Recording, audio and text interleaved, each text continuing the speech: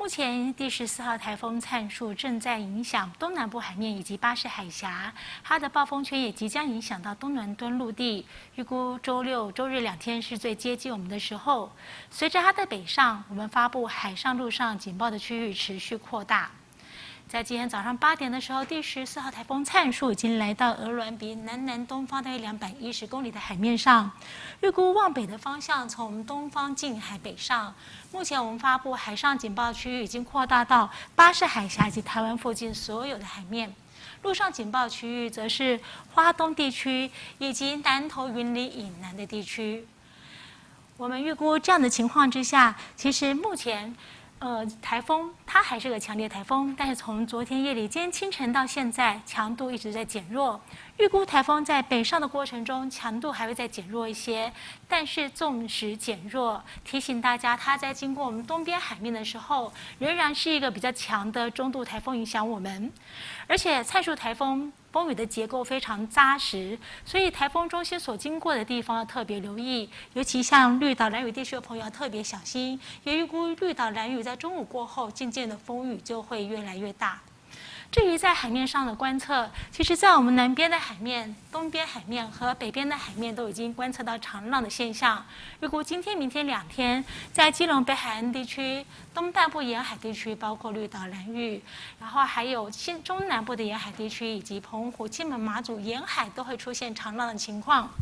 另外，我们也可以注意到风浪的情形。从波浪的预测图可以看到，我们预估在未来经过我们东方海面的时候，台风中心，这是今天早上8点，今天晚上8点，台风中心带来波浪状况，以及明天早上，我们预估台风中心还是会有8到9米以上的浪高，因此在它经过我们的海面的时候，像巴士海峡、东部海面和东北部海面，风浪会明显的增大很多，而其他比较远的海面风力也会增强，所以提醒大家，海面或海边的作业在这2天要特别的小心。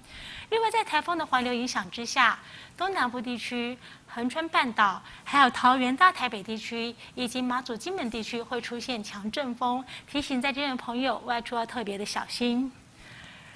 至于在降雨的情况，我们从雷达回波上可以看到，台风的外围环流已经一波一波从清晨开始影响。其实就以今天白天的天气来说，受到中央山脉的影响，东边和西边2边天气形态是完全不一样的。就以西边的陆地来说，南部、中部、北部，还有澎湖、金门、马祖，大部分地区的时间是可以看得阳光的，然后甚至没有下雨的时候，温度炎热。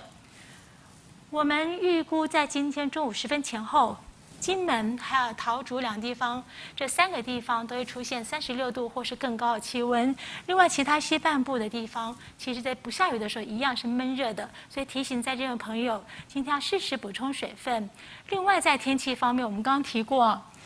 因为受到台风外围环流一波波的靠近，所以清晨到目前为止，从基隆北海岸东半部地区到恒春半岛都下着雨。好，断断续续下着雨。我们预估这今天白天到晚上8点，这今晚8点到明天早上8点，就以今天降雨来说，随着外围环流或是环流的接近，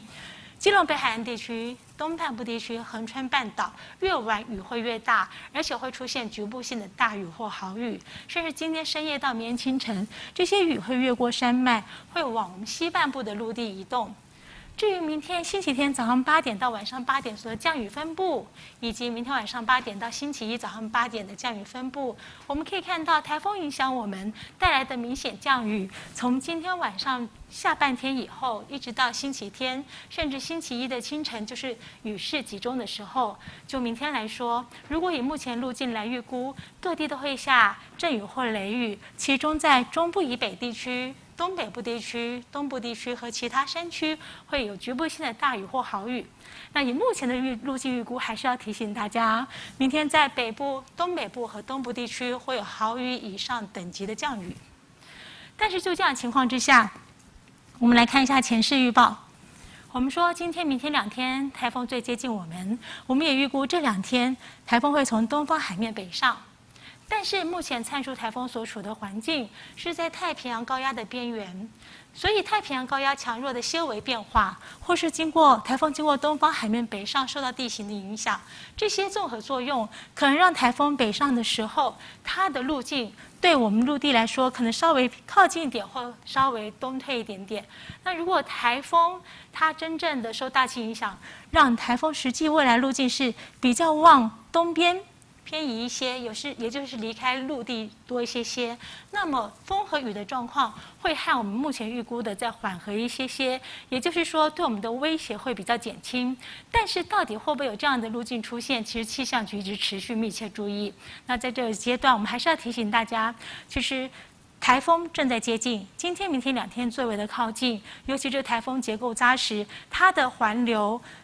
暴风雨最明显的环流都是集中在暴风圈之内啊，所以台风中心所经过的地方一定要注意强风、豪雨或是巨浪的情况。也提醒大家，不论台风怎么走，这样影响我们的台风各地的其实风雨的出现情况是不一样的，请大家多多注意。